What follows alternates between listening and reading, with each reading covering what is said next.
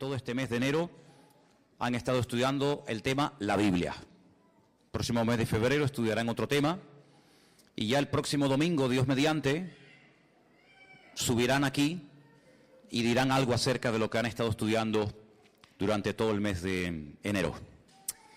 Vamos a orar un momentito, hermanos, por favor, vamos a orar. Cierra tus ojos ahí donde estás. Queremos pedir la ayuda, el respaldo, la bendición del Señor sobre este tema, sobre este estudio que estamos comenzando nuevamente, las famosas 7 iglesias del Apocalipsis. El domingo pasado vimos el mensaje del Señor a la iglesia de Éfeso. Hoy nos tocaría estudiar el mensaje del Señor a la segunda iglesia, la iglesia de Esmirna. Pero vamos a orar. Padre Celestial, te damos de verdad, de todo corazón, muchas gracias por el privilegio que nos das de tener tu palabra en nuestras manos. Gracias, Señor, por este regalo maravilloso, este libro perfecto que revela tu corazón, Señor, que nos da la información genuina y correcta para que nuestra vida sea una vida edificada sobre la verdad. Y pedimos que en esta tarde tu palabra que va a ser expuesta, Señor, sea expuesta con la gracia de tu Espíritu Santo y que pueda caer en corazones realmente preparados y sedientos de palabra. Y como dice este hermoso libro, que el que tenga oídos para oír, que oiga lo que el Espíritu dice a la iglesia.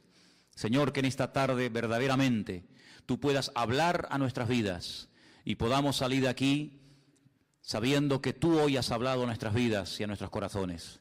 Ponemos este tiempo de estudio de tu palabra en tus manos y pedimos tu ayuda y tu respaldo en el nombre de Jesús. Amén. Vamos al libro del Apocalipsis, hermanos, por favor, y vamos a leer el mensaje del Señor a la iglesia de Esmirna. Capítulo 2 del Apocalipsis, por favor. Capítulo 2, del versículo 8 al versículo 11. Apocalipsis capítulo 2, del versículo 8 al versículo 11. Escríbele al ángel de la iglesia en Esmirna, el primero y el postrero, el que estuvo muerto y vivió, dice esto: yo conozco tus obras y tu tribulación y tu pobreza, pero tú eres rico, y la blasfemia de los que se dicen ser judíos y no lo son, sino sinagoga de Satanás. No temas en nada lo que vas a padecer. He aquí, el diablo echará a algunos de vosotros en la cárcel para que seáis probados y tendréis tribulación por 10 días. Sé fiel hasta la muerte y yo te daré la corona de la vida. El que tiene oído, oiga lo que el Espíritu dice a las iglesias. El que venciere no sufrirá daño de la segunda muerte. ¿Cuántos dicen amén? Gloria a Dios, gloria a Dios. Hemos dicho que el libro del Apocalipsis contiene la última y más amplia revelación acerca de la persona de nuestro Señor Jesucristo. Por supuesto que si lees los evangelios, Mateo, Marcos, Lucas y Juan, vas a encontrar muchísimos detalles y muchísimas cosas interesantes acerca de cómo hablaba, cómo predicaba, cómo bendecía y cómo ministraba durante sus años de ministerio. Pero el libro del Apocalipsis es fundamentalmente una revelación de detalles que no encuentras en ninguna parte de los evangelios más que en este libro sobre la figura de nuestro Señor Jesucristo. Así es que el apóstol Juan, que es el autor, el hombre que vivió más cerca del Señor Jesucristo que ninguna otra persona durante toda la historia del Nuevo Testamento, es una persona que casi ya está rozando los 100 años de edad. Lleva aproximadamente 70 años predicando el Evangelio. Conoció al Señor Jesucristo más o menos con 30 años de edad y ahora se encuentra en una isla, la isla de Patmos, una isla que tiene muy pocos kilómetros tanto de largo como de ancho, desterrado, dice él, por causa del Evangelio, por causa de la palabra de Dios. No está de vacaciones, no está de turista, sino que está condenado pues a morir de hambre, de sed, de frío o de soledad. Pero es allí, en medio de este caos, en medio de esta isla de piedra donde no hay prácticamente nada, donde el Señor Jesucristo se le presenta y lo primero que le dice es: no temas, no pasa nada, todo está bajo mi control. ¿Cuántos dicen amén? Es en esta isla donde él recibe la revelación de todo el libro del Apocalipsis y el Señor le dice que lo escriba, que no aprenda de memoria, que no intente retener la cantidad, los miles y miles de detalles y visiones y sueños que él va a ver, sino que los escriba.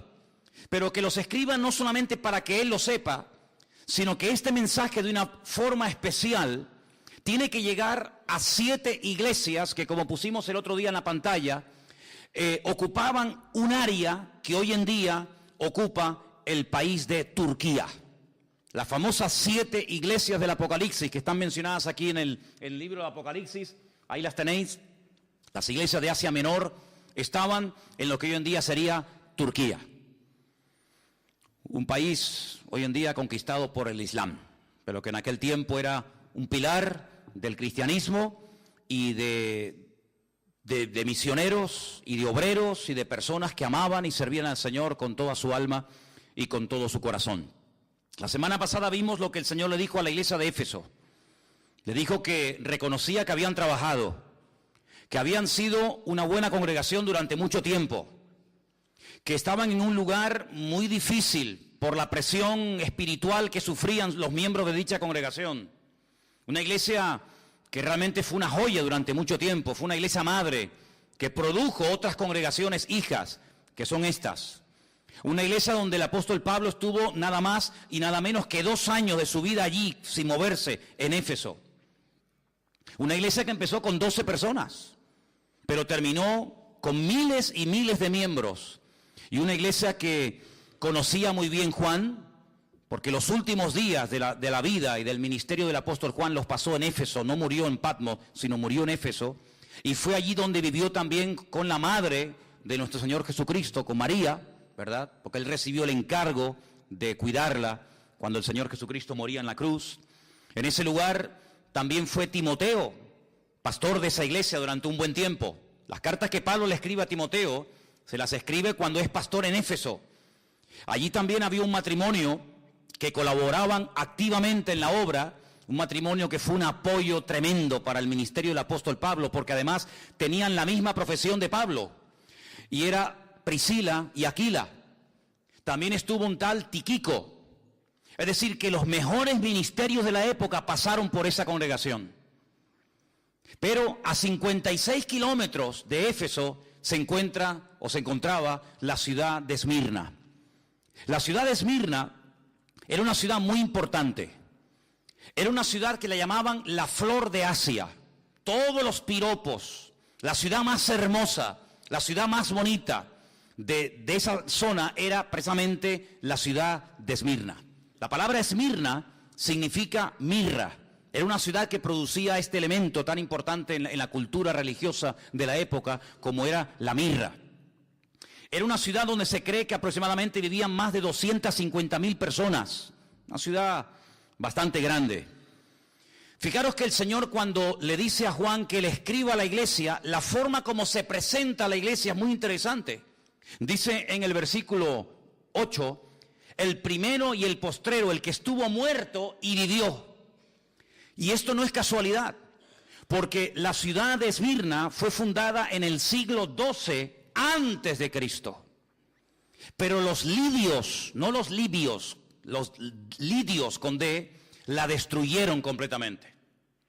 Pero ustedes saben que Alejandro Magno, que tenía 4 generales muy importantes que tienen que ver mucho con la profecía del libro de Daniel, uno de ellos se llamaba Lisimaco, y decidió resucitar de los escombros a la ciudad de Esmirna. Después de 400 años de permanecer destruida, este general griego decidió volver a reconstruir la ciudad de Esmirna. ¿Sí? Una ciudad que estuvo muerta durante 4 siglos, pero que cuando Juan le escribe esta carta era una ciudad hermosa y activa y comercial y una ciudad muy importante. Por eso el Señor se presenta a la iglesia como el que estuvo muerto, mas he aquí que vive por los siglos de los siglos, amén. Como ustedes, ciudadanos de Esmirna, estuvieron muertos, esta ciudad no existía y nadie hablaba de ella y no había vida, ni había jóvenes, ni había nada, pues ahora esta ciudad ha resucitado. Exactamente igual el Señor hace con la iglesia de Esmirna. Yo estuve muerto, intentaron destruirme, pero aquí que estoy vivo otra vez. Por esa razón el Señor se presenta de esta manera a esta iglesia. Es una ciudad hermosa, espiritualmente hablando muerta, espiritualmente hablando pobre, pero materialmente tremendamente rica. Qué paradoja, ¿no? Una ciudad rica, una ciudad donde sobraba trabajo, una ciudad próspera, pero espiritualmente tremendamente pobre.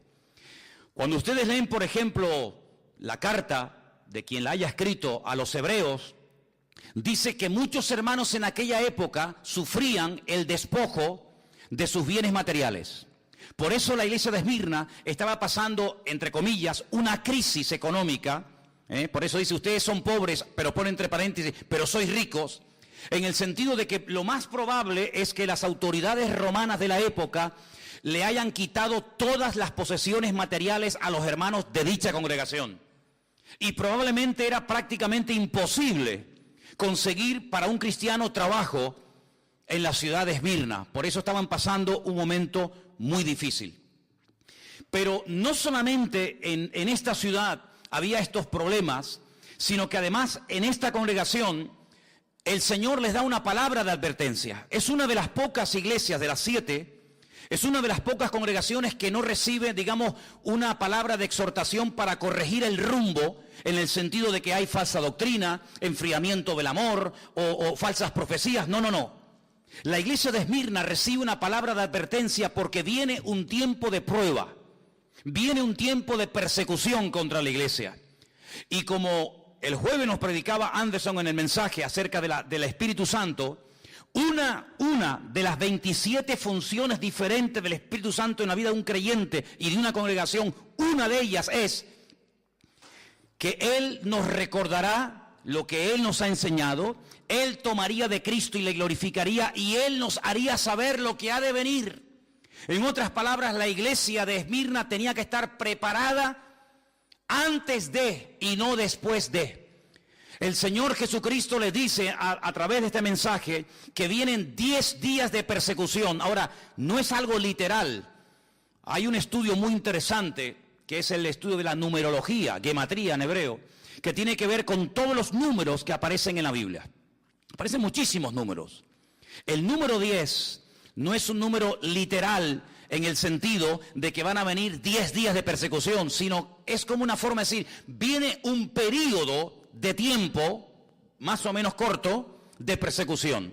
Pero en vez de decirlo así, dicen, vienen 10 días de persecución a la iglesia. Pero no es que sean 10 días, lunes, martes, miércoles, jueves, y ya está, no. Sino es un periodo corto de tiempo. Eso es lo que significa, vienen 10 días de persecución.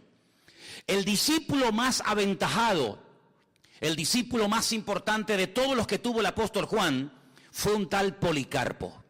No me va a dar tiempo y no voy a hablar de Policarpo porque no tengo tiempo de hacerlo, pero yo les pediría a ustedes, en internet tienen todo lo que quieran, lean todo lo que puedan de este gran varón de Dios.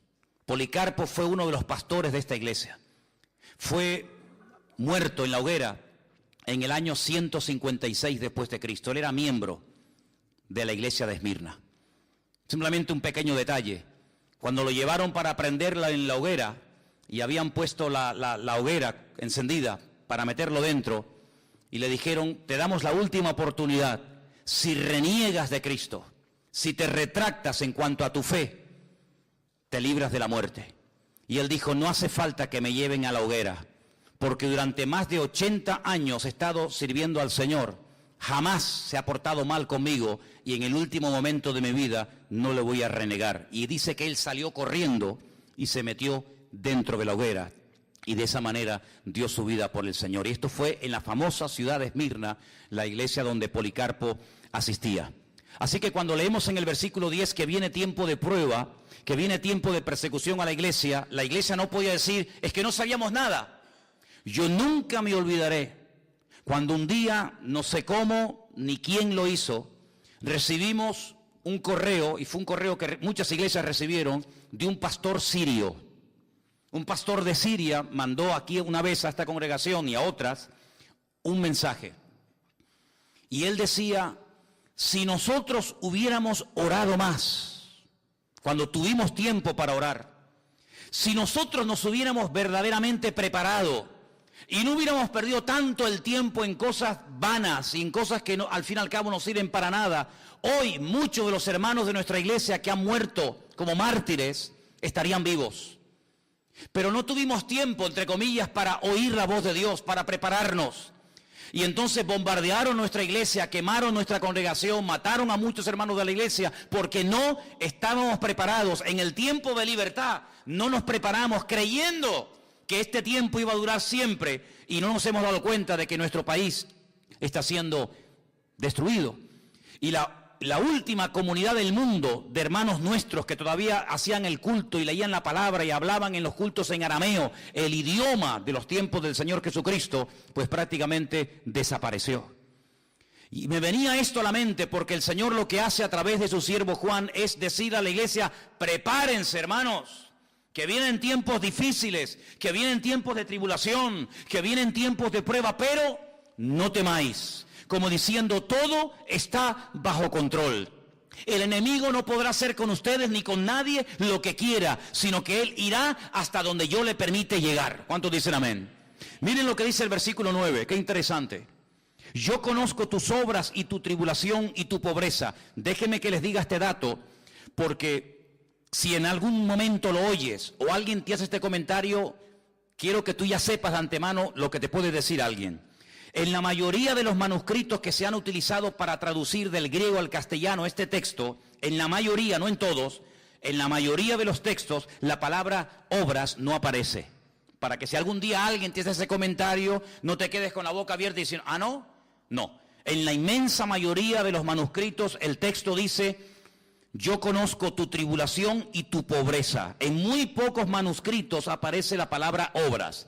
Por lo tanto, es un detalle que tienen que tener en cuenta. Pero no varía el texto en absoluto. Yo conozco tus obras, tu tribulación y tu pobreza, y la blasfemia de los que se dicen ser judíos y no lo son, sino sinagoga de Satanás. Aquí la palabra tribulación, hermanos, no solamente es un tiempo de persecución, de matanzas, de martirio y de crímenes, sino habla también, hace referencia a un tiempo de presión. A un tiempo en el que será muy difícil vivir tu vida y tu relación con el Señor. Un tiempo en el que vas a tener que aprender a trabajar y a moverte y a servir al Señor bajo presión. Y es que cuando vamos a la palabra de Dios, encontramos que el Señor nos quiere enseñar y nos quiere capacitar para poder trabajar y para poder servir al Señor en todo tipo de situaciones. No solamente cuando hay aplausos y reconocimiento y abundancia, etcétera, etcétera, lo cual es muy fácil, sino que el Señor fundamentalmente está más interesado en preparar y en entrenar a su pueblo para la tribulación, para la presión y para las dificultades que realmente para la prosperidad y para la abundancia. Y eso es lo que el Señor le está diciendo a la iglesia. Vienen tiempos en los que los creyentes en esta ciudad de Esmirna van a ser tremendamente presionados. Se van a sentir como gente pobre, como miserables, pero recuerden, ustedes son ricos. Porque la riqueza del creyente no depende de su patrimonio, porque la riqueza del creyente no depende de lo que tiene, sino depende de lo que es y al Dios que sirve. ¿Cuántos dicen amén? Por lo tanto dice, ustedes se sienten como pobres, no tenemos dinero, no tenemos mucho poder adquisitivo, no tenemos muchos recursos económicos, pero olvídense de eso. Vuestra riqueza no es lo que tenéis, vuestro patrimonio que nadie os puede quitar, dicho sea de paso, es la presencia y la gloria del Señor en vuestras vidas. Además dice que habla de la blasfemia. La palabra blasfemia se podía haber traducido, y yo pienso que hubiera sido una mejor traducción, por palabra calumnia. Es decir, vienen tiempos en los que a ustedes les van a levantar calumnias. Es decir, van a utilizar las autoridades contra vosotros, falsos testigos que os calumnien, para tratar de frenar el avance y desterrar definitivamente el testimonio de Jesucristo en la ciudad de Esmirna. Y uno dice, pero ¿cómo es posible todo esto? Te vuelvo a repetir, porque el Señor dice que para el mundo viene un tiempo de persecución para la iglesia, pero la iglesia lo tiene que tomar desde un punto de vista de que está siendo probada por el Señor. Y dice la Escritura que la fe del creyente, tarde o temprano, sí o sí, tiene que ser probada por el fuego. Y una vez que sea probada, esa fe realmente sea una fe a prueba de bombas. Y sepa moverse en toda situación y en toda circunstancia, bajo presión, bajo libertad, bajo persecución o bajo lo que sea. Habla acerca de un tipo de personas en la ciudad de Esmirna que se dicen judíos. Y esto tiene una doble interpretación.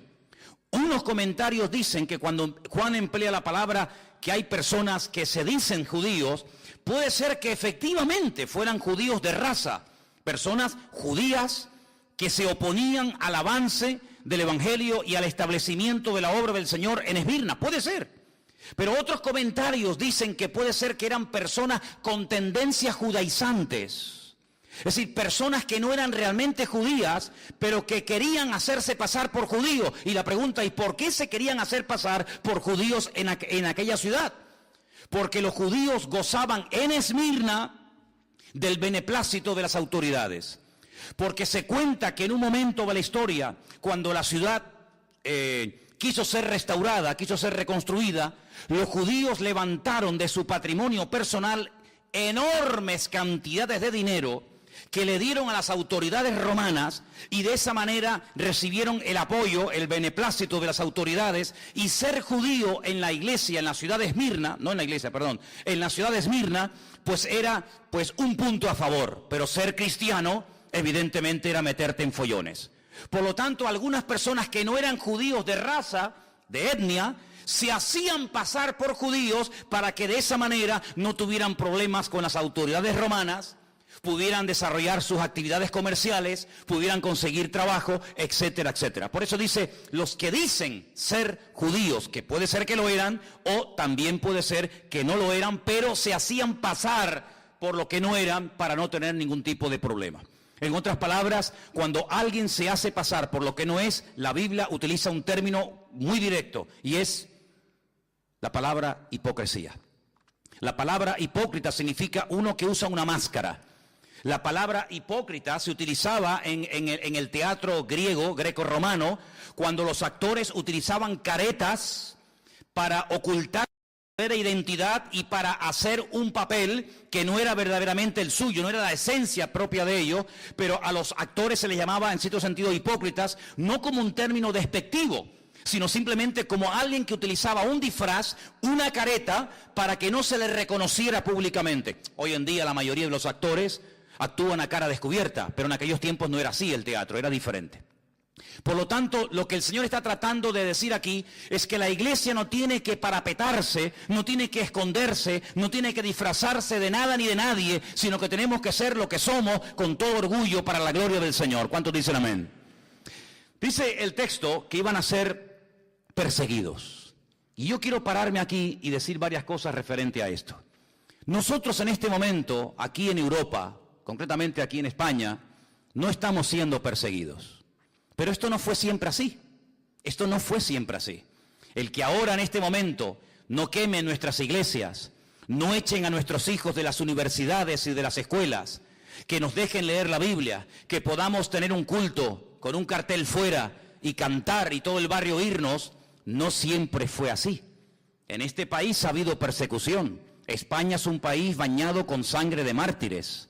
España es un país donde han muerto miles de creyentes por la causa del Señor Jesucristo y por el Evangelio. No siempre fue permitida la lectura de la Escritura. Nosotros somos el resultado y el producto de muchos hermanos que pagaron un precio altísimo para que hoy en día nuestra juventud y nuestros niños, y nosotros incluidos, podamos disfrutar de esta libertad. Pero no siempre fue así, queridos hermanos. Y es que si tú estudias la historia de la iglesia desde que nació prácticamente hasta el día de hoy, la iglesia siempre en algún momento de la historia ha sido perseguida. Tenemos ahí en el tablón de anuncios de la iglesia, yo les pediría que después se acerquen y lo vean, los países donde en este momento están nuestros hermanos sufriendo terribles persecuciones. Sin lugar a dudas, de todos los países que en este momento hay persecución, el más complicado, el más difícil, donde realmente es un peligro el ser creyente, es en Corea del Norte. Es el país donde más persecución hay en este momento contra la iglesia. Pero por ejemplo en China, hasta hace muy poco tiempo, la persecución contra los cristianos ha sido horrorosa durante años, durante décadas, ¿verdad?, del régimen comunista. Pero como bien saben ustedes, yo hace unos días estuve con un pastor chino, en el barrio chino de Londres, y este hermano me decía que la iglesia está creciendo, que tienen varios cultos durante la semana, pero China es un país donde han estado perseguidos los hermanos durante muchísimo tiempo, pero hoy por hoy hay más de 7,000 chinos que cada semana están entregando sus vidas a Cristo y bautizándose para la gloria del Señor. Es decir, que donde más los han perseguido es hoy por hoy donde más está creciendo y extendiéndose el Evangelio. ¿Cuántos dicen amén? ¿En Europa hubo persecución? Claro que sí, pero gracias al Señor estamos temporalmente pasando un tiempo de libertad. Pero el Señor no tiene que pedirle permiso a nadie para que en un momento determinado, si Él lo considera oportuno, por un breve periodo de tiempo, la iglesia, su pueblo, sus hijos, seamos probados con algún tipo de presión, con algún tipo de persecución. El creyente tiene que partir de la base de que por muy bien que lo quieras hacer, por muy bien que te comportes, por muy buen testimonio que tengas, en cualquier momento se pueden levantar enemigos contra ti. El apóstol Pedro es muy claro cuando habla a los hermanos que están siendo perseguidos en aquella época y les dice: hermanos, por favor, no sorprendáis del fuego de la prueba que os ha sobrevenido, como si alguna cosa extraña os aconteciese. Los padecimientos que estáis pasando en este momento en otras latitudes, en otras naciones del mundo, también hay hermanos que los están experimentando y sufriendo. Por lo tanto, si en algún momento nos enteramos, o tú mismo, en la familia, en el trabajo, en la universidad, o donde sea, te sientes presionado, perseguido, cuestionado, etcétera, no te sorprendas, va en el paquete, va incluido que en un momento determinado, sin necesidad de pedirte permiso, Dios te puede poner a prueba en este área de tu vida si Él lo considera oportuno. ¿Pero qué le dice el Señor a la iglesia? ¿Solamente le da la información? ¿Para qué? ¿Para asustarla? No, para prepararla. Pero además le dice: no temas. Y esta expresión, hermanos, no temas, es una expresión que a mí de verdad me fascina, porque el Señor sabe que como seres humanos en algún momento podemos tener miedo. Hay gente hoy en día, tal vez entre nosotros puede ser, que haya gente que le tenga miedo a cosas que si las contaras y las dijeras, tal vez alguna persona se reiría, pero a ti realmente te da temor. Hay gente que es incapaz de acercarse al borde de una montaña porque dice que se le va la cabeza y tiene miedo a las alturas. Hay gente que tiene miedo a los gatos. Hay gente que tiene miedo a quedarse solo o sola. Hay gente que tiene miedo a caer enfermo. Hay gente que tiene miedo a dormir con la puerta cerrada y tienen que dormir con la luz encendida. Hay tanto tipo de temores. Pero el Señor a todos y a cada uno de nosotros, en cualquier circunstancia o situación en la que nos encontremos, siempre el Señor te dirá: no tengas ningún temor, no temas. Yo estoy contigo y nadie te podrá hacer frente en todos los días de tu vida. ¿Cuántos dicen amén?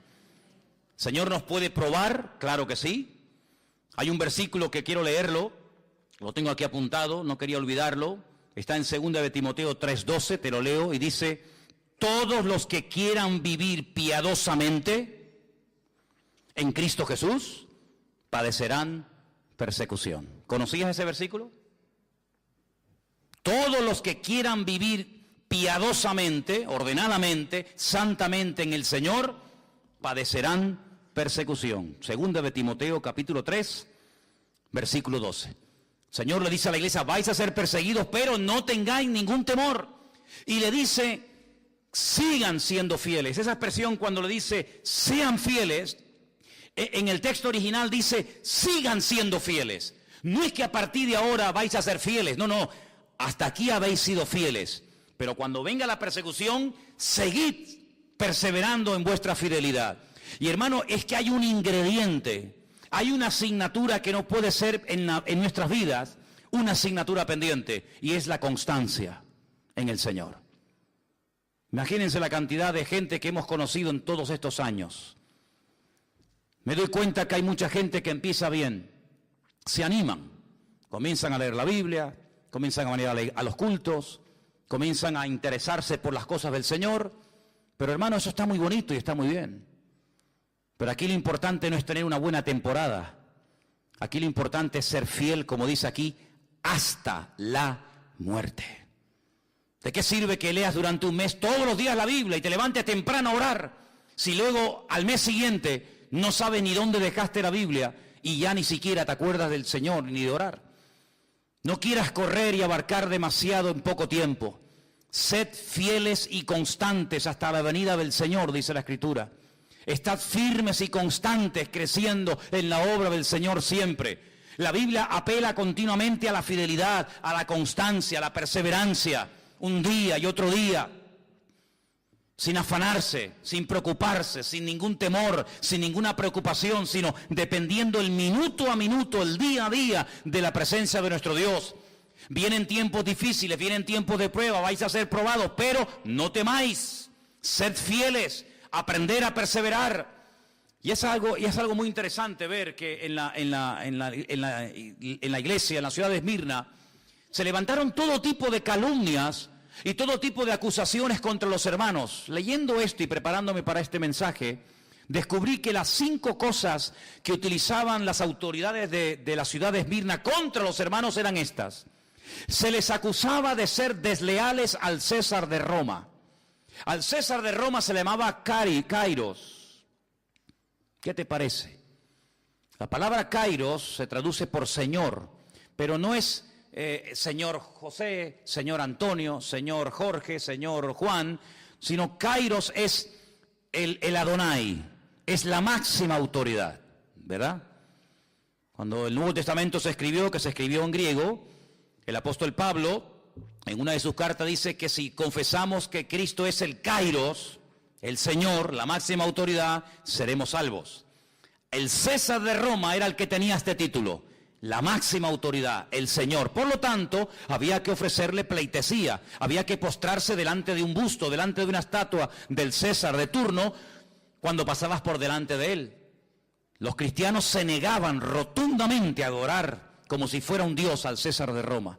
Los cristianos estaban dispuestos a morir antes de doblar sus rodillas y adorar al César como si fuera un dios. Eso fue lo que le dijeron a Policarpo en el 153 después de Cristo. Pero ¿qué más te da?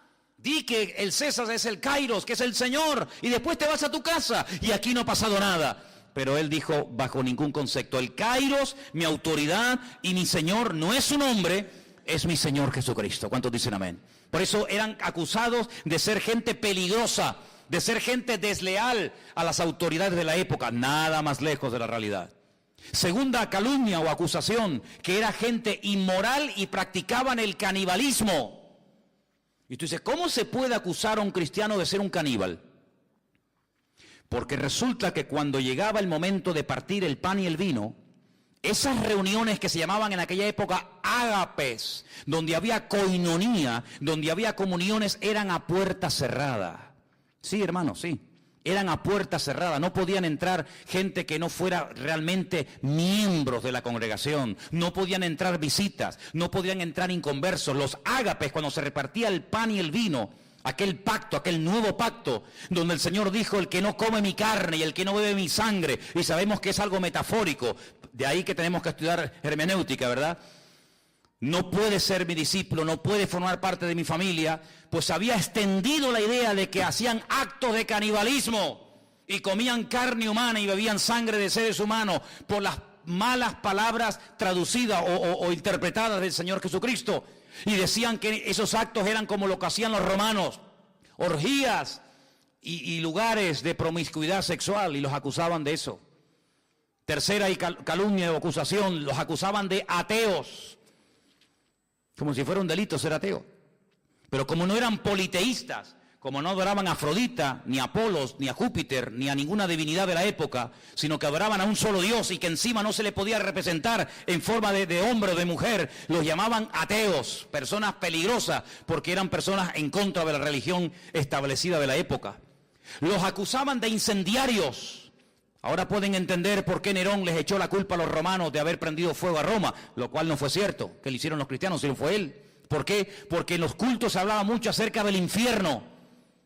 Se hablaba mucho acerca de las llamas eternas del fuego del infierno. Y entonces les acusaban de que esta gente algún día le prendería fuego a las fortalezas romanas, a los templos romanos y a las ciudades romanas y las terminarían destruyendo. Y finalmente los acusaban de romper familias. Es decir, el Evangelio a veces distancia y separa miembros de la familia. Seamos sinceros. La Biblia nos enseña que a veces cuando una persona se convierte, tus familiares por un tiempo, no siempre, pero por un tiempo, pueden llegar a convertirse en tus peores enemigos.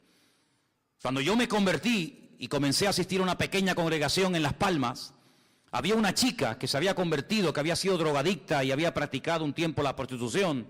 Y su padre delante de mí le decía: prefiero verte otra vez drogándote y prostituyéndote que yendo a esa iglesia a adorar a ese Dios y juntándote con esa gente. ¿Y cómo un padre le puede decir eso a una hija? Pues se lo decía, hermanos. Y a veces cuando tú te conviertes al Señor con toda la alegría, ¿verdad? Y con todo el gozo del mundo que conlleva el tener a Cristo en tu vida, vas a tu hermano, a tu sobrino, a tus hijos, a tu padre, a tu madre, a tu marido, y resulta que se te vuelven en contra. Y tú dices: pero ¿cómo puede ser esto? Te vuelvo a repetir, va en el paquete, no te sorprendas. Todos, o la mayoría de los creyentes que hemos aceptado al Señor, que no hemos nacido en hogares, entre comillas, de cristianos practicantes, como lo que consideramos hoy en día, hemos tenido que pasar por esas tribulaciones y por esas pruebas. Pero, ¿qué dice la Biblia? No temas, persevera, sé fiel hasta la muerte y el Señor te dará la corona de la vida. ¿Cuántos dicen amén? Hay un salmo muy bonito que dice: Señor, dame fuerzas para que no claudique y mi enemigo se ríe de mí diciéndome: ves, lo logré vencer. Así que mentalízate de que hay ojos, hay familias, hay amigos, hay vecinos, hay compañeros de trabajo que te observan, que te estudian, que te analizan y están esperando el más mínimo fallo para enseguida tirarse encima de ti. Por eso tienes que buscar más que nunca al Señor, porque la vida cristiana no se ha diseñado para vivirla herméticamente en una burbuja que nadie se entere. No somos espías del reino de Dios, somos testigos del reino de Jesucristo. ¿Cuántos dicen amén? No hacemos las cosas a escondidas, sino que somos luz y sal de la tierra y queremos que todo el mundo y las puertas de nuestra iglesia estarán siempre abiertas para que cualquier persona en cualquier momento pueda venir y grabar y filmar y sacar fotografías y hacer lo que quieran, porque no nos ocultamos, porque no tenemos ningún temor de decir: somos hijos del Rey de Reyes y Señor de los Señores, y no nos avergonzamos del Evangelio, porque el Evangelio es poder de Dios para salvación. ¿Cuántos dicen amén? Pero a ellos los acusaban de eso en aquella época, y muchos murieron, y muchos fueron descuartizados y quemados y torturados hasta la muerte. Ahora, hay algo muy interesante en el mensaje del Señor a esta iglesia que quiero destacar. Si os dais cuenta, en el versículo 9 aparece un nombre. Dice que había personas que, decían ellos que eran judíos y no lo eran, sino sinagoga de Satanás. Y luego aparece en el versículo 10 la palabra diablo. La palabra Satanás, que significa adversario, es un nombre que viene del hebreo. En hebreo no se dice Satanás, se dice Satán, que significa adversario. Y después en el versículo 10 aparece la palabra diablo, que significa acusador. Es el mismo personaje, pero como a veces aparece, habéis visto en la Biblia, ¿no? Seol y Hades. ¿Habéis visto, no? Es lo mismo, es el mismo sitio, pero uno está dicho en griego y otro está dicho en hebreo. Bueno, pues Satanás está dicho en hebreo y diablo está dicho en griego, pero es la misma persona. Lo que pasa es que el significado de Satanás es adversario, como he dicho, y el nombre diablo significa acusador. ¿Por qué dos nombres en el mismo pasaje a la misma iglesia? Por una sencilla razón. Porque el nombre es el código genético de la persona. El nombre es mucho más que una señal identificativa. Si yo digo, por ejemplo, a ver, Ferrari, ¿qué les viene a la cabeza? Un coche. Cristiano Ronaldo.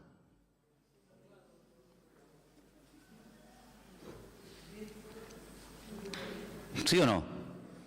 El nombre conlleva muchas cosas, mucho más que simplemente decir: este es Juan, este es Pedro, este es Antonio. En la Biblia, la palabra nombre es Shem. Quédense con eso. Shem. La palabra alma es Neshama. Shem, Neshama. Nombre, alma.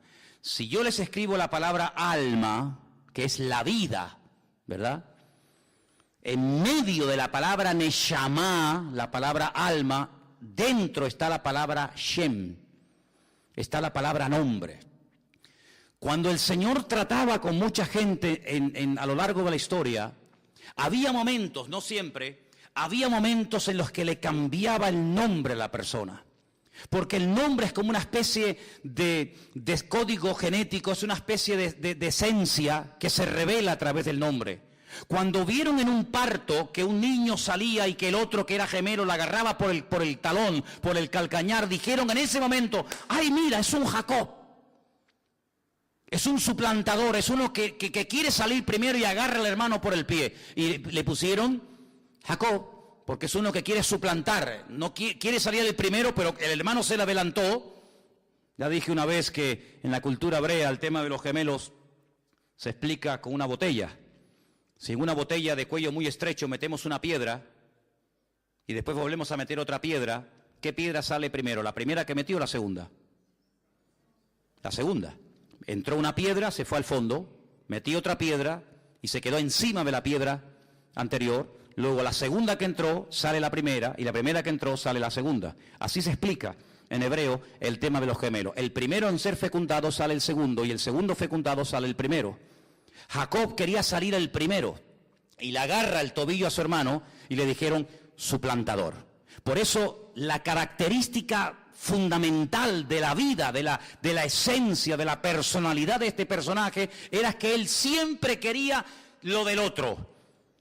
La bendición de mi hermano la quiero yo, el mejor lo quiero yo. Él siempre quería ir el primero.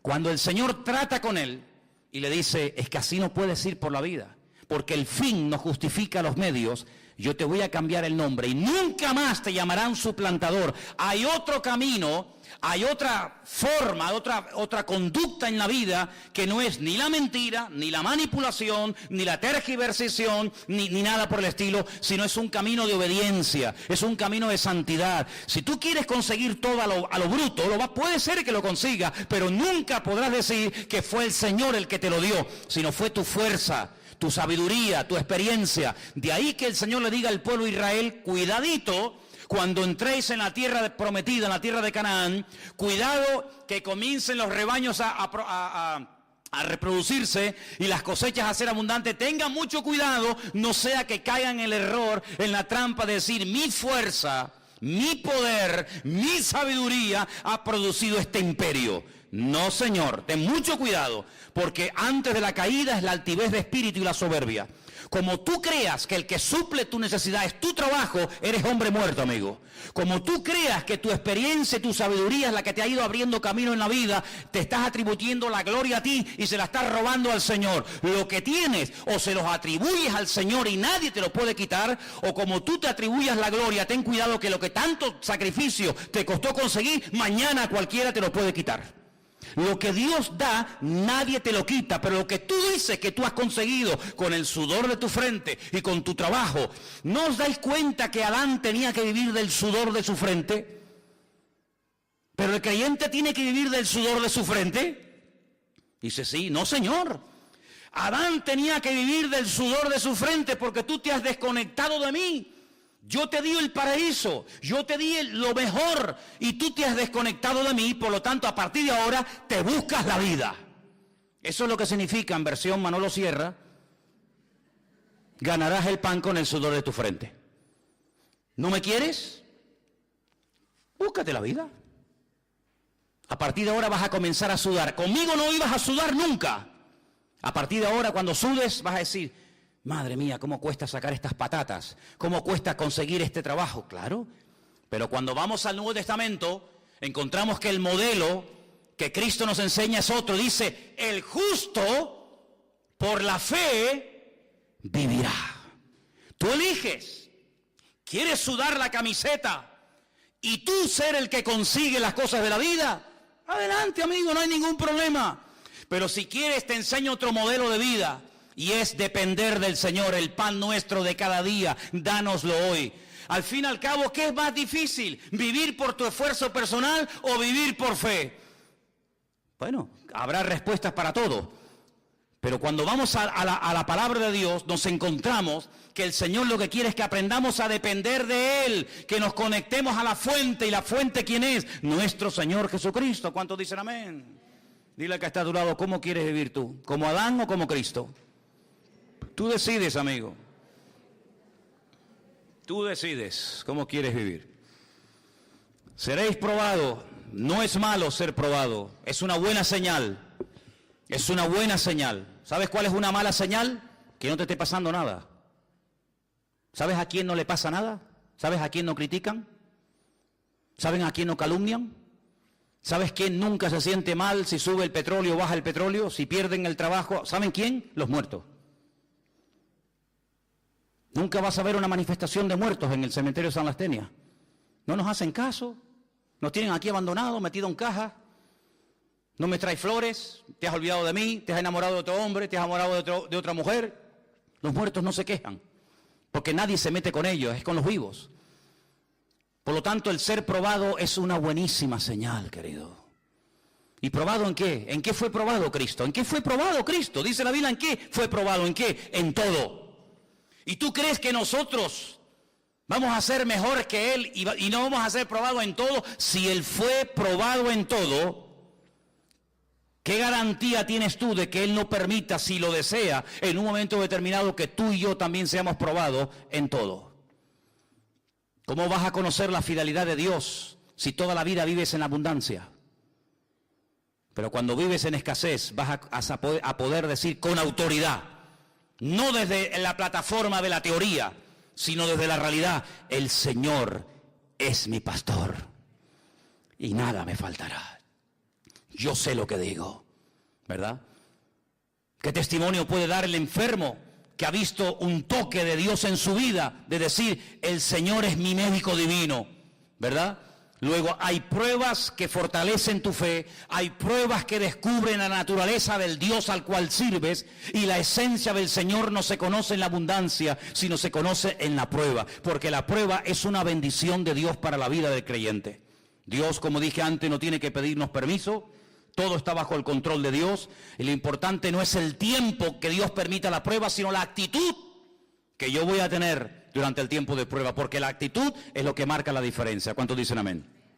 Ahora, es interesante notar la recompensa de la iglesia. Fíjate, dice aquí en el versículo 10, no temas en nada de lo que vas a padecer, y aquí el diablo echará a algunos de vosotros en la cárcel para que seáis probados, tendréis tribulación por 10 días o un todo de tiempo, sé fiel hasta la muerte y yo te daré la corona de la vida. Tal vez a nosotros esto de la corona no nos diga nada, pero en aquellos tiempos a los atletas, ¿verdad?, se les coronaba con una corona de laureles, pero una corona, como dice la Biblia, corruptible. Te ponían una corona de laurel muy bonita sobre tu cabeza, sobre tu cuello, pero tarde o temprano se marchitaba. Era una corona corruptible, pero el galardón, la corona que el Señor le dará a sus hijos que sean fieles hasta la muerte, es una corona, dice, incorruptible. Y esta mañana cuando leía esto, me dio algo, un vuelco en el corazón, porque la palabra iglesia está en plural en el versículo 11 y en todos donde lo leas. El que tiene oído, oiga lo que el Espíritu le dice a la iglesia. ¿Dice eso? No. A las iglesias, no es lo mismo la iglesia que las iglesias. Es como cuando, por ejemplo, he oído gente que dice el versículo, a los suyos, a los Juan 1:11, a los suyos vino y los suyos no le recibieron. Yo a veces me quedo callado, no les digo nada, pero eso no dice la Biblia. ¿Ah, no? No. Algunos dirán, no, en la mía sí dice eso. Yo me corto un brazo como el de la película de la noche, que la Biblia suya no dice, a los suyos vino, sino que la Biblia dice, a lo suyo vino, y los suyos no quisieron recibirlo. Si yo vengo a lo mío, yo vengo a cumplir con la voluntad de mi Padre, yo vengo con un propósito eterno, y si ustedes no lo quieren recibir, no es problema mío, pero yo vengo a lo mío. Yo vengo a hacer la voluntad de mi Padre. No vengo a agradarles a ustedes, vengo a agradar a mi Padre. Y cada palabra que sale de mi boca no sale por mí mismo, sino que el Padre me da autoridad para que salgan esas palabras. Y las obras que yo doy dan testimonio de que mi Padre me está avalando y me está respaldando en lo que estoy haciendo. Bueno, pues así como ese versículo no dice eso, este tampoco dice que el que tiene oído para oír, oiga lo que el Espíritu dice a la iglesia. Bueno, pues si tengo que oír lo que el Señor dice a la iglesia, pues estaría... No, dice a las iglesias. Es decir, te amplía la visión, una visión amplia. No una visión local, sino una visión universal. ¿Qué le está diciendo el Señor no solamente a mi congregación, a mi iglesia local, a la cual pertenezco? Sino que le está diciendo el Señor a su iglesia, a sus congregaciones en todas partes del mundo. Cómo el Señor se está moviendo en estos últimos años en la iglesia a nivel general en el mundo. Eso me interesa saberlo a mí. ¿Por qué? Porque si tú estudias lo que se llama eclesiología, que es el estudio, el desarrollo de la iglesia a lo largo de la historia, tú te das cuenta que el Señor no trató con nuestros hermanos en la década de los años 80 igual que trató a los hermanos de la década de los años 60. La misma iglesia, el mismo evangelio, la misma Biblia. Pero Dios no se movió igual en los años 60 que en los años 80 que en el siglo XXI. Las cosas que están ocurriendo hoy hacía mucho tiempo que no ocurrían en la trayectoria de la iglesia. Por lo tanto, hay un mensaje local, hay un mensaje individual, pero también hay un mensaje colectivo. Y yo creo que una de las cosas, permítame que dé otra opinión personal, una de las cosas que el Señor nos está diciendo a todos los cristianos es: prepárense que vengo pronto. ¿Cuántos dicen amén? Porque ninguna iglesia, ninguna generación de creyentes ha estado más cerca de la segunda venida del Mesías que nosotros. ¿Vieron hermanos que murieron con la fe de verlo venir y no lo vieron? Pero nosotros en este momento estamos viendo profecías que hace 2000 años que no se cumplían. Estamos viendo cosas que se dan hoy en día tan fácilmente que hace 10 años atrás hubiera sido imposible que eso que hoy en día es normal se dé hoy por hoy. Por lo tanto, es muy importante que abramos los oídos y estemos atentos. Y hay algo que nos puede ayudar, a veces no tanto, pero a veces nos puede ayudar, y es oír las noticias, leer los periódicos, ver cómo habla la gente del mundo. Ver cómo hablan en las tertulias, ver cómo hablan los políticos, y te das cuenta de que ha empezado el principio de dolores. Ustedes que están en la calle y que conocen a tanta gente de la calle, tú no palpas, no te das cuenta cómo habla la gente, qué preocupaciones tiene, qué temores tienes. Por eso dice la Biblia que en los últimos tiempos las iglesias tienen que estar atentos a los mensajes en plural que Dios está lanzando a su pueblo. Porque el Señor no ha parado de hablar. El problema es que hay muchos que han dejado de oírle. Y cuando una persona no le oye es porque o no quiere oír o porque es sordo. Y la iglesia no es sorda, pero hay creyentes que a veces no quieren oír ciertas y determinadas realidades. Ahora, dice que la promesa para la iglesia es que les daría una corona de vida, pero algo muy interesante que le promete a esta iglesia, y es que no experimentarían, no sufrirían ningún daño de la muerte segunda. A lo mejor algunos de ustedes saben lo que es la muerte segunda, pero otros dicen, ¿cómo que la muerte segunda? Voy a ver si lo digo bien. El que nace una vez, morirá 2 veces. El que nace 2 veces, morirá una vez. Lo repito. El que nace una vez, morirá 2 veces. El que nace 2 veces, morirá una vez. ¿Lo habéis entendido? ¿Lo podemos decir juntos? A ver si vais a meter la pata. Venga. El que nace 2 veces, morirá una vez. El que nace una vez, morirá 2 veces. ¿Cuántas muertes hay? Bueno, vamos a leer en la Biblia. Que sea la misma Biblia la que nos hable. Apocalipsis 20:11. Vais a ver cómo lo vais a captar al momento, sin ningún problema. O de aquí salimos teólogos o salimos locos como cabras, ¿no? No hay término medio. Apocalipsis capítulo 20, versículo 11. Escuche. casi al final del libro. Vi un gran trono blanco y al que estaba sentado en él, de delante del cual huyeron la tierra y el cielo y ningún lugar se encontró para ellos. Escucha. Vi a los muertos, grandes y pequeños, de pie. A los muertos, sí, de pie. Ante Dios. Los libros fueron abiertos. Y otro libro fue abierto, el cual es el libro de la vida. Se hace mucha referencia al famoso libro de la vida. ¿Qué es el libro de la vida? El libro de la vida es el libro de familia de Dios.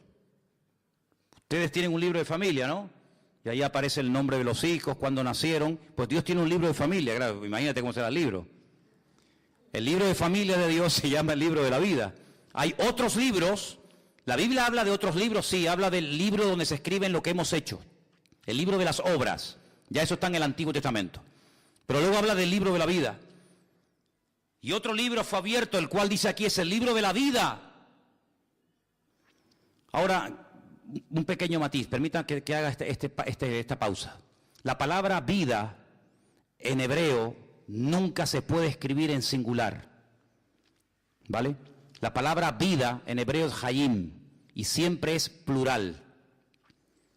No hay vida, hay vidas. Es una palabra muy interesante porque la Biblia habla de varias vidas, no de esta vida efímera y pasajera, ¿verdad? Entonces es el libro de las vidas, pero bueno. Fueron juzgados los muertos por las cosas que estaban escritas, ¿dónde? ¿En el libro de la vida? No, en los libros. Luego hay libros de registro de nuestra vida, lo que hicimos y por qué lo hicimos y cómo lo hicimos. No es que yo hice tal cosa, pero ¿cómo lo hiciste, mijo? Quejándote, lamentándote, ¿qué te crees? ¿Que es el número de lo que hace, el número de cosas? No, es con qué actitud haces las cosas. Entonces fueron abiertos esos libros según sus obras y el mar entregó los muertos. Ahí estaba Miriam, Leonardo DiCaprio, el de Titanic. El mar entregó los muertos que había en él y la muerte y el Hades. Hades es en griego, lugar de los muertos. Seol, lugar de los muertos, es en hebreo, lo mismo. Entregaron los muertos que había en ellos y fueron juzgados cada uno según sus obras. La muerte, fíjate que es como un ente particular, ¿no? La muerte, no es algo abstracto. La muerte y el Hades, dos cosas diferentes, fueron lanzados al lago de fuego. Esta es la muerte segunda. ¿Te das cuenta? Esta es la muerte segunda. Y el que no se halló inscrito en el libro de la vida fue lanzado al lago de fuego. Cuando una persona nace, y todos los que estamos aquí tenemos en común que todos hemos nacido, unos en un lugar, otros en otro, unos de una manera y otros de otra manera, etcétera. Hemos nacido físicamente, de un padre, de una madre, pero ese nacimiento no nos permite entrar en la vida eterna.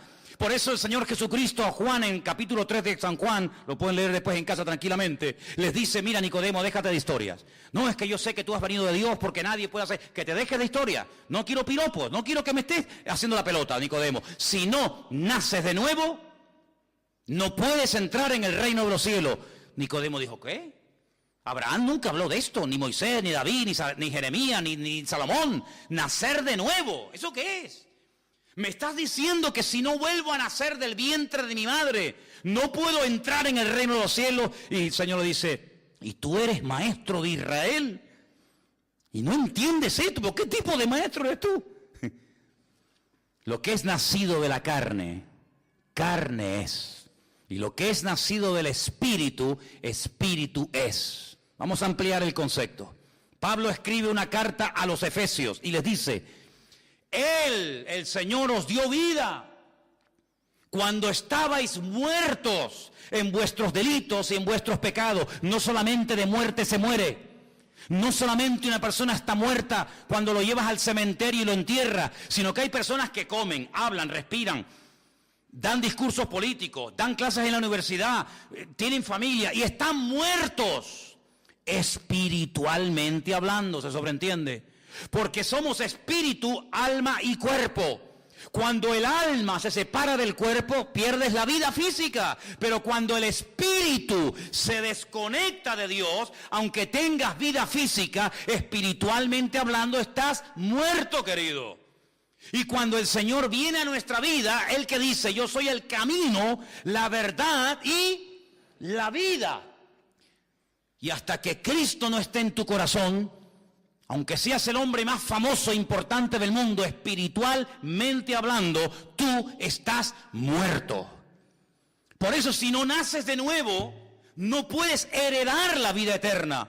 Porque si nosotros heredásemos la vida eterna por nuestro nacimiento natural, por nuestro nacimiento físico, ¿para qué tuvo que venir Cristo a morir por nosotros en la cruz? Si ya simplemente por el hecho de nacer, ya soy salvo, entonces, ¿qué necesito yo de salir por las calles y predicar el evangelio a nadie? ¿Qué necesidad tenemos de que Cristo viniera a este mundo? Ninguna.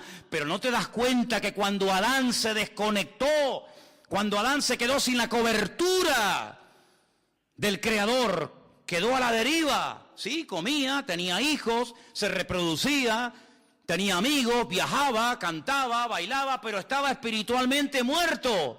Pero cuando se vuelve a producir la unión, la conexión entre el Creador y la criatura, ese espíritu que quedó desconectado, ese espíritu que quedó muerto, ¡pum!, vuelve otra vez a la vida. Y eso es lo que la Biblia llama nacer de nuevo. Por eso dije, el que nace una vez, es decir, el que nació porque su madre lo parió, pero no nació espiritualmente hablando, morirá 2 veces. Morirá el día que le toque, 14 de mayo del 2016. Hasta ahí llegó Juan Palomo. Ahí se murió. Pero ese hombre resucitará algún día y se presentará delante de Dios, ¿sí o no? Y el Señor abrirá el libro y dice, a ver, ven para acá, ¿cómo te llamas? Juan Palomo. Juan Palomo. O Juan Bochugo. No, Juan Palomo no aparece aquí. ¿Cómo que no aparece ahí? Pero si yo era el director de la Caixa, y yo era el catedrático, y yo era... Sí, pero es que aquí no aparecen títulos. Pero si yo di 1 millón de euros a Cáritas, que es que aquí no aparece en este libro lo que hiciste. Juan Palomo, por J, ¿verdad? Sí, si no tenía Juan. No aparece. Condenado a muerte. Otra vez morir, la segunda muerte. La primera ya la tuviste el 14 de mayo del 2016. Ahora otra vez tendrás que morir eternamente. Porque cuando un vecino te fue a regalar una Biblia, te burlaste de él. Porque cuando alguien te invitó a la iglesia, pasaste olímpicamente, dijiste que te ibas a ver el Tenerife con no sé quién. Porque no tuviste tiempo, porque eras el tío más ocupado de la tierra, porque tenías tiempo para todo y para todas, menos para Dios. Entonces ahora vas a morir otra vez, pero de esta no te escapas, amigo. Entonces el que nace una vez, muere 2 veces, el día que te toca y cuando el Señor te juzgue en su presencia.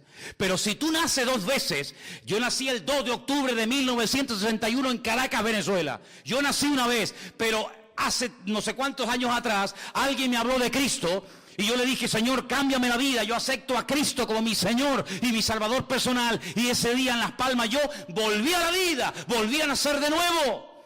Y entonces cuando yo muera, pues moriré una vez, pero cuando resucite y me presente delante del Señor, el Señor me dirá, buen siervo fiel, en lo poco fuiste fiel, en lo mucho te pondré. Entra en el gozo de tu Señor y viviré eternamente en la presencia del Señor. Por eso yo te pregunto esta tarde, ¿cuántas veces has nacido? 1. Ay, amigo, no te queda nada. ¿O has nacido 2 veces? El nacimiento físico nos mete en el planeta Tierra. El nacimiento espiritual nos introduce en la vida espiritual, en la vida eterna con el Señor Jesucristo. Por eso la promesa del Señor a Esmirna es esta. El que cree en mí no sufrirá, no experimentará ningún daño de la segunda muerte. Hay gente que tiene ya el nicho comprado, las flores, la caja, todo lo tienen ya listo. A Santa Lucía o a Mafre, le tienen ya todo comprado. ¿Y cómo se compra la vida eterna, amigo? ¿Qué compañía de seguro te la ofrece? Yo les animo a que mañana vayan a Mutua Tenifeña, o a Mafre, o a la compañía que ustedes quieran y le digan, mire, estoy asistiendo a una iglesia evangélica y el pastor predicó ayer de que tengo que tener la vida eterna. Ustedes me pueden preparar mi morada celestial en la presencia del Señor por la eternidad. Y te voy a decir, esta gente está loca como cabra, amigo. Porque el mundo nos prepara para la vida esta, para esta vida.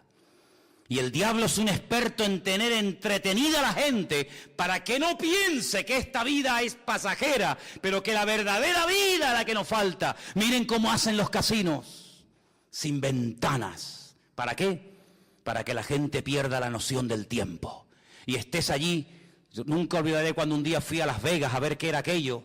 Y la gente echaba moneda y moneda. Y era las 4 de la tarde, las 10. No, pierden la noción del tiempo con la maquinita, jugando. Así es el diablo, le da juguete, entretenimiento. Ahora están de moda los drones. Y te encuentras a un tipo de 40 años en un parque jugando a las 3 de la mañana con un dron. Y yo digo, no habrá otra cosa más importante que en la vida que estar con un aparatito a las 4 de la mañana, viejo. Y este era el regalo para el niño. ¿Qué niño? Era para él. Pasa con el cuento del niño. Se lo compró para él. 4 de la mañana allí. ¿Qué hace? No, aquí jugando.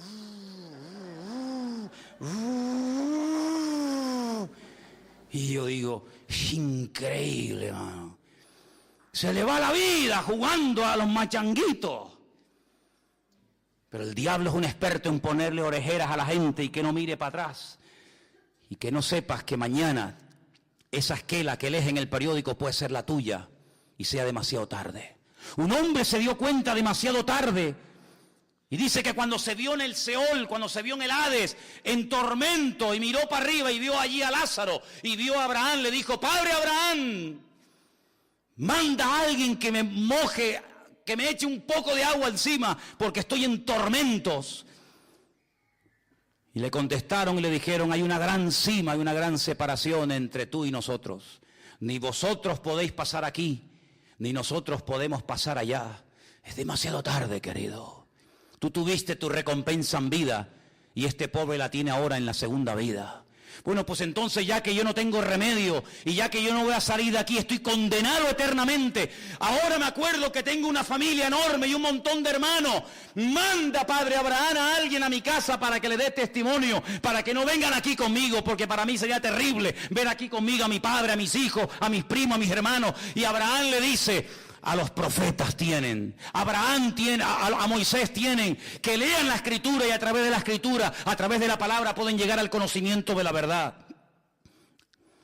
¿Tú estás preparado para ese momento? Uno lo ve muy lejos, ¿verdad? Uno dice, pues si tengo 20 y pico, ni siquiera tengo 30 años, veo tan lejos, sí, hermano. Pero la iglesia de Esmirna, el Señor le dice, vas a pasar dificultades, vas a pasar persecución, pero si ustedes son fieles, si ustedes perseveran hasta el final, hasta la muerte, yo les daré la corona de la vida.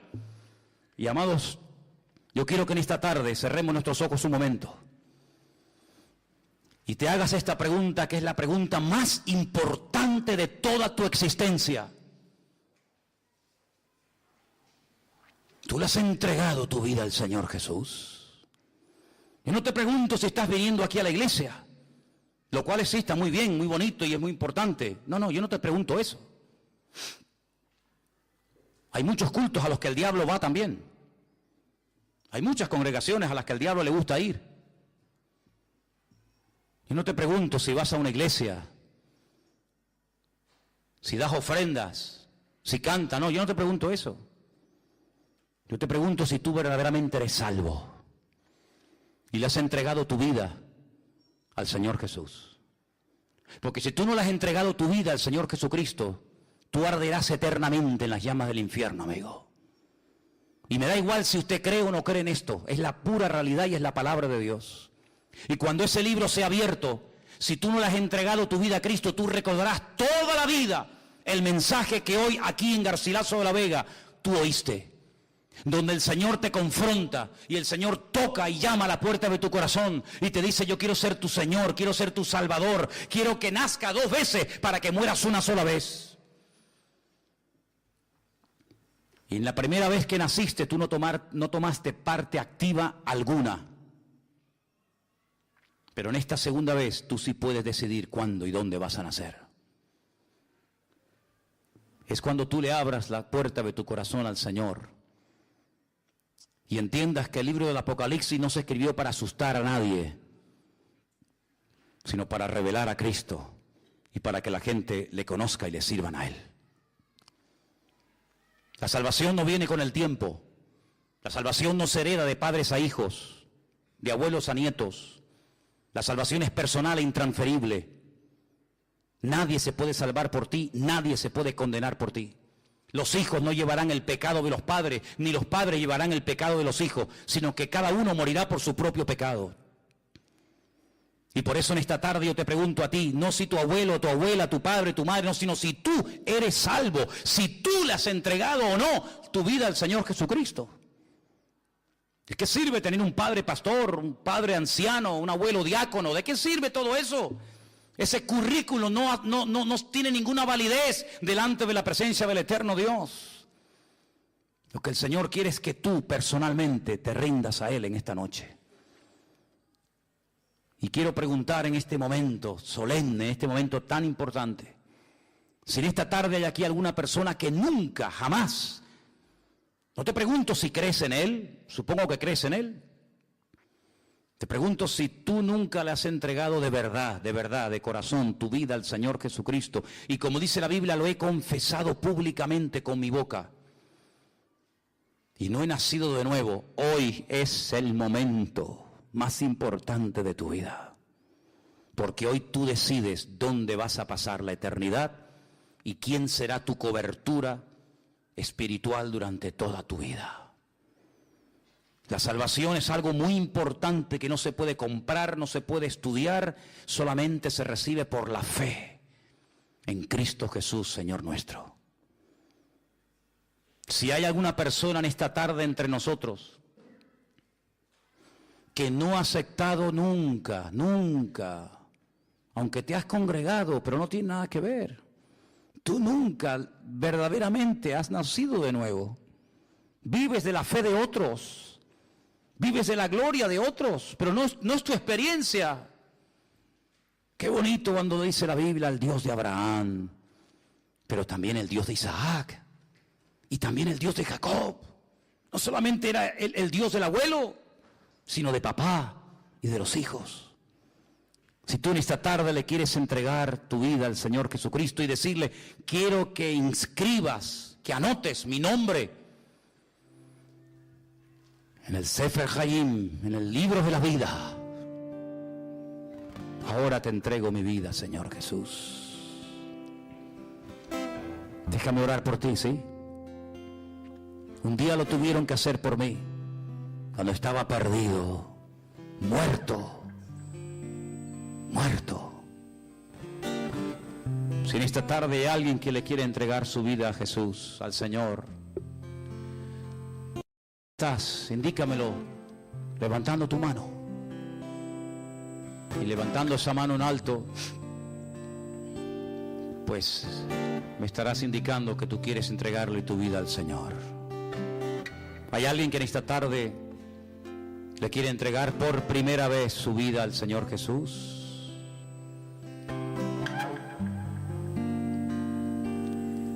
Aleluya, Jesús. Me dijo hace muchos años un pastor finlandés en el País Vasco, qué importante, Manolo, es de vez en cuando en las iglesias hacer un llamamiento. Imagínate que hubiera una sola persona en esa reunión que quisiera entregarle su vida a Cristo. Así que, si en esta tarde hay alguna persona que le quiera entregar su vida a Cristo, pues ahora es el momento. ¿Hay alguien más? ¿Hay alguien en esta tarde? Amén. Cierra tus ojos. Es un momento muy, muy importante.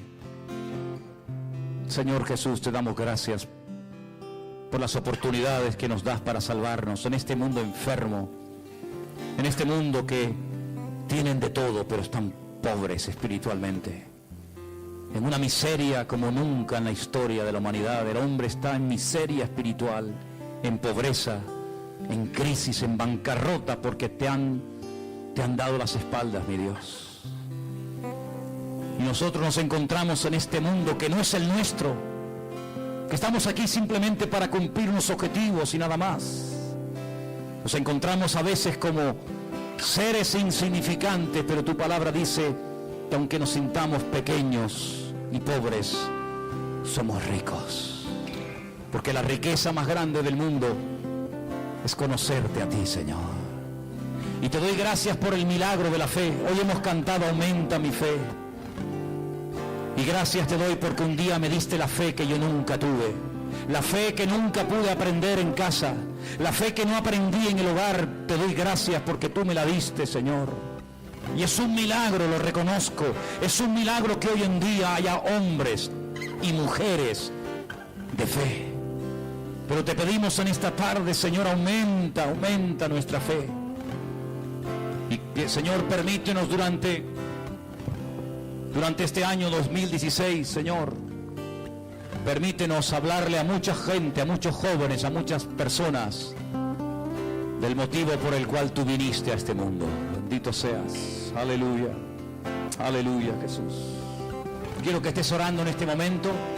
Es un momento para estar orando. Ahora todo el mundo tiene que estar orando para que en esta semana el Señor nos dé oportunidades para hablarle a alguien del Señor. Hazte con una Biblia, con un Nuevo Testamento, con algún folleto de la iglesia, que los hay. Y pídele al Señor esta semana poder hablarle a alguien del Señor. Que no pase, por favor, esta semana sin haberle hablado a nadie de Cristo. A ese amigo que conoces, a ese compañero de trabajo, a ese vecino, a ese hombre que saludas cada día, que tal vez mañana lo verás, pero dentro de una semana habrá dejado de estar en este mundo. Háblales, sé atalaya de Dios, sé trompeta de Dios, anuncia las virtudes de aquel que te llamó de las tinieblas a su luz admirable. Aleluya. Gracias, mi Dios. Ora y pídele al Señor. Pídele al Señor que te use en esta semana para llevar almas a los pies del Señor Jesús. Aleluya.